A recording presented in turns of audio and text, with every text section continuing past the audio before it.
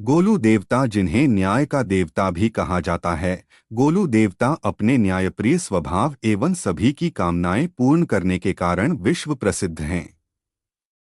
ऐसी लोक कथा है कि गोलू देवता कत्यूरी राजवंश के राजा झालुराई की इकलौती संतान थे। राजा झालुराई एक न्यायप्रिय, दयालु और तेजस्वी राजा थे।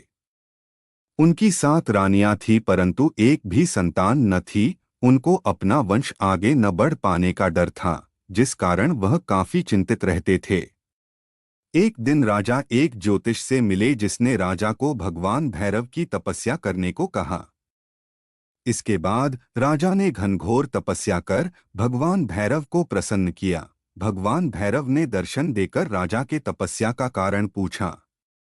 राजा ने कहा, प्रभु आपको तो सब ज्ञात है, मेरे पास सब कुछ है, 7 रानियां भी हैं, पर एक से भी संतान सुख प्राप्त नहीं हुआ है। यह बात सुन भगवान भैरव ने कहा, राजा तुम उदारवादी और तेजस्वी राजा हो, परंतु तुम्हारे जीवन में संतान सुख नहीं है। पर क्योंकि तुमने मुझे प्रसन्न कर संतान सुख का वरदान मांगा है, तो मैं तुम्हें निराश नहीं करूंगा। मैं स्वयं तुम्हारे घर पुत्र स्वरूप जन्म लूंगा, परंतु तुम्हें 8वां विवाह करना होगा। यह सुन राजा बहुत प्रसन्न हुए और भगवान भैरव से पूछा कि वह कौन सौभाग्यशाली स्त्री होगी जिसके गर्भ से आप जन्म लेंगे। इस प्रश्न पर भगवान भैरव ने कहा कि उचित समय आने पर तुम्हें स्वयं यह ज्ञात हो जाएगा कि तुम्हारी 8वीं पत्नी कौन होगी। कई दिन बीत गए, पर राजा को वह स्त्री नहीं मिली जिससे वह विवाह कर सकें। एक दिन राजा शिकार पर गए हुए थे। पूरे दिन शिकार के पश्चात उन्हें प्यास लगी तो सेवकों से पानी मांगा, पर पानी खत्म हो चुका था।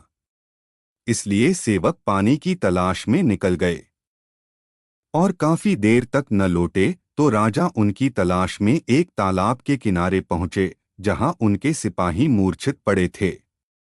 यह देख राजा चौंक गए और जैसे ही पानी पीने वाले थे, उनको एक स्त्री की आवाज सुनाई दी, रुक जाओ, इन सभी ने भी यही गलती की थी। यह तालाब मेरा है और मेरी आज्ञा के बिना तुम पानी नहीं ले सकते हो। वह स्त्री बहुत सुंदर थी, राजा उसे देखकर मंत्रमुग्ध हो गए। राजा ने बताया कि वह इस राज्य के राजा झोलुराई हैं और पूछा कि देवी आप कौन हैं और इस वन में क्या कर रही हैं। उस स्त्री ने बताया कि वह पंच देवताओं की बहन कलिंगा हैं और झालुराई को यह साबित करने को कहा कि वह राजा हैं। इस पर झोलुराई ने कहा कि आप ही बताएं देवी, मैं आपको अपने राजा होने का क्या प्रमाण दूं। स्त्री ने पास में ही आपस में लड़ते हुए 2 भैंसों को देखा और कहा कि आप इनको अलग कर सकें तो मैं मान जाऊंगी कि आप ही राजा झोलुराई हैं।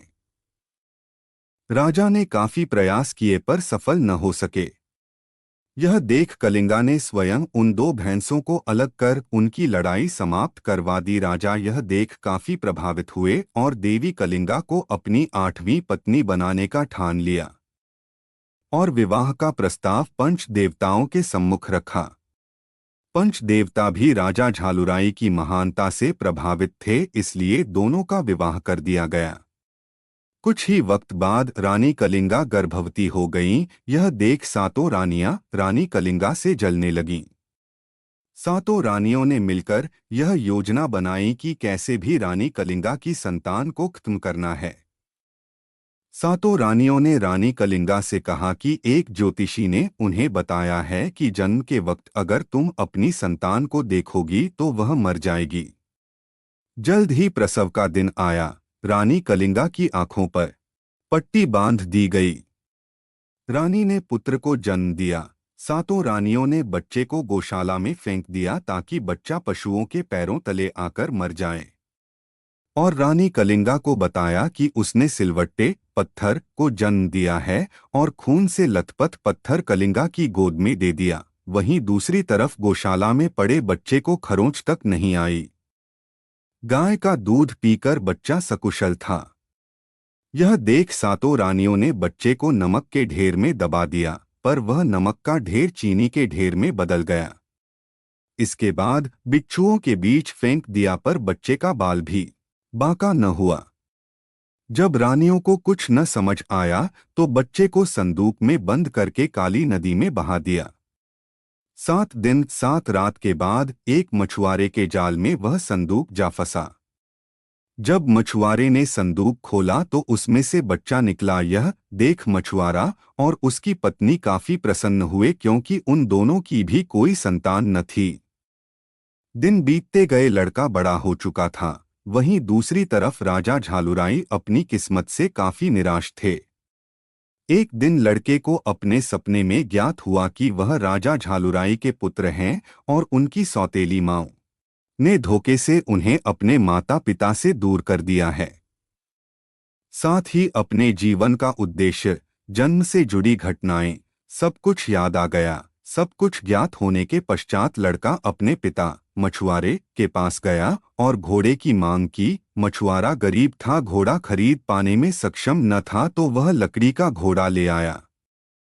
लड़का अपने भगवान भैरव के अवतार को जान चुका था, जिस कारण उसमें दैवीय व चमत्कारी शक्तियां आ चुकी थी। तो लड़के ने अपने चमत्कार से लकड़ी के घोड़े को जीवित कर दिया और घोड़े को लेकर राजा झोलुराई की राजधानी की तरफ चल पड़े। राजधानी के समीप ही एक तालाब के किनारे 7 रानियां बैठी हुई थी। यह देख लड़के ने अपने घोड़े को फिर से लकड़ी का घोड़ा बना दिया और रानियों के पास जाकर बोला कि हटो यहाँ से, मेरे घोड़े को पानी पीना है। रानियां ये देखकर हैरान थी कि लड़का काठ के घोड़े को पानी पिलाने लाया है। उनमें से एक रानी बोली कि बालक, तुम पागल हो क्या? लकड़ी का घोड़ा कैसे पानी पी सकता है? यह सुन लड़का बोला, अगर इस राज्य की रानी एक सिलवट्टे को जन्म दे सकती है तो क्या मेरा लकड़ी का घोड़ा पानी नहीं पी सकता है? रानियां लड़के का दुस्साहस देख काफी क्रोधित हुईं और लड़के की शिकायत राजा से की। लड़के को पकड़कर राजा के सम्मुख महल में लाया गया। राजा ने लड़के से पूछा कि क्या तुम्हें इतना भी ज्ञात नहीं है कि काठ का घोड़ा पानी नहीं पीता है? इस पर लड़के ने कहा, राजन, जब इस राज्य की महारानी एक पत्थर को जन्म दे सकती है तो क्या मेरा लकड़ी का घोड़ा पानी नहीं पी सकता? साथ ही लड़के ने बताया कि वही राजा की इकलौती संतान है, जिसे 7 रानियों ने मिलकर मारने की कोशिश की थी। साथ ही भगवान भैरव और राजा के बीच हुई बातों के बारे में बताया, जिसे सिर्फ राजा झोलुराई ही जानते थे। सब बात सुन राजा को लड़के की बातों पर यकीन आ चुका था कि वही लड़का उनकी संतान है। साथ ही क्रोधित होकर 7 रानियों को कारावास में डाल दिया।